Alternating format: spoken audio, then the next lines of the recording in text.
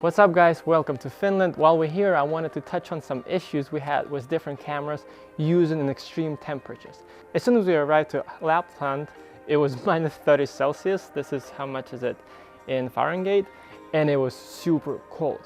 My Canon cameras usually work great. So I have a Canon R5, and right off the bat I'll tell you that the battery lasted half of what it usually lasts, which was fine because I had full battery, so I was doing just fine. But you need to know that your batteries will not work as expected as you're usually used to it. That's actually not bad at all. On the other side, the GoPro was horrible. It was just really bad. To get things out of the way right away, I'll tell you that I was using all original batteries with all my cameras. So the GoPro, I would have it charged to 100%, and we will go snowboarding, and on the top of the mountain it will say 20%. I will turn it on, it will record for like literally 25 seconds and it's dead.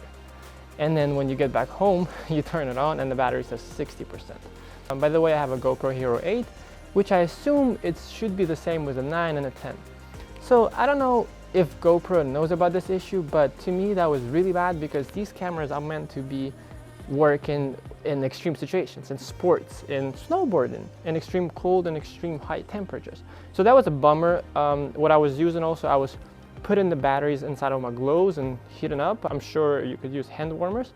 So if you heat up the battery, it will actually turn on. So the battery is not dead, but it's just so cold that it thinks it's dead, I assume. When I was doing it, I was warming up inside of my glow, and I was able to get it to turn on again and get like a short clip, like a 30-second clip. But I mean, that's not usable, that's really bad.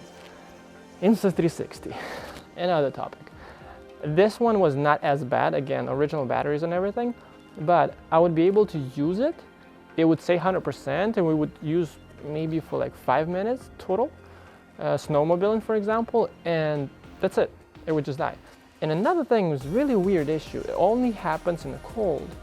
I would only be able to shoot maybe like a minute videos. If I do a longer video, it would just say saving and it freezes. And then you try to turn it off later, you just can't, everything's frozen. It really sucked. So that was a bad experience again, but we found a workaround, just quickly warming up and then just filming for like literally 1 minute, and exactly when you think you're ready to shoot. So for example, when you're going on a hill snowboard, and we were not using it right away because we were just warming up. So I would do it by the end of the day when the light is great and then when I'm super comfortable riding, and then I would get those clips. Another recommendation I could guys give you is to keep the power bank with you all the time, because that way, even though it turns off or it says it's off, even though it's not, it's really confusing, I don't know. I would plug it into the power bank and it would actually turn on. It'll work for a little bit more and I was able to use it for more. Microphones. On this trip I was using Joby mic. I'm not sure if it was defective or anything, but I was running into some issues also. It was turning off sometimes randomly, out of nowhere, but it was pretty consistent with the cold. So it would just shut off, and then I would go home and plug it into the USB or with a power bank at the location, and then I would be able to see that the battery is actually good. It would say 95%, it would actually start working again. So that was interesting.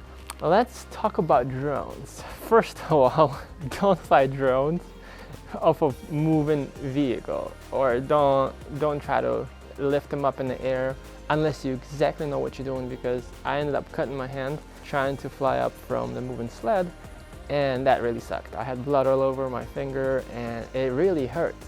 So make sure you stop and then fly up. The batteries, that was really interesting. DJI managed to do a really good job with their batteries, looks like, because compared to Phantom 3 days, I remember when I was in Canada, really cold temperatures, the batteries would just not let you even take off. It would just says cold temperature of the battery, cannot fly. Here with the DJI Mavic Air 2S, I was able to fly up, no problem. I was getting the notification that the battery is too cold, but it was fine. I was flying, I was under control, my hands were freezing, my fingers were like numb, but it was good, surprisingly good, and even the battery life was the same. I was afraid it would just like fall off from the air, just like, you know, the GoPro shuts off for the Insta360, but looks like they know what they're doing, and maybe that's the reason these batteries are so expensive. That's why they call them intelligent batteries, so they know how to manage the heat, how to manage the cold temperatures. So kudos for DJI. Because of that, I was able to get such a cool shots of snowmobiles, reindeer in Finland here in super cold temperatures. It was really, really, really fun. Also, the motors froze. So at one point I got a notification on my app when I was flying that one of the motor is failing, which was really scary because I was like, what the heck is going on? But I continued flying, and when I landed, I noticed that the propellers froze to each other. So you know how they're supposed to like bend? When it spins, it did not, it was just straight. So that was really sketchy. And then I also thought it was foggy, which it was, but turns out the camera lens froze up so much that you could see eyes on the lens itself. So you can imagine how cold it was. I mean, it was -20 below, and then up in the air it was windy, so it could be even colder than that. So long story short, what's the takeaway of this video? Make sure to keep your batteries warm. On cameras like Canon, Nikon, Sony, I'm pretty sure their batteries are pretty good. Just make sure you stock up with batteries, because DSLRs, mirrorless, they usually, and with my experience, are pretty good with the cold temperatures. They just last not as much.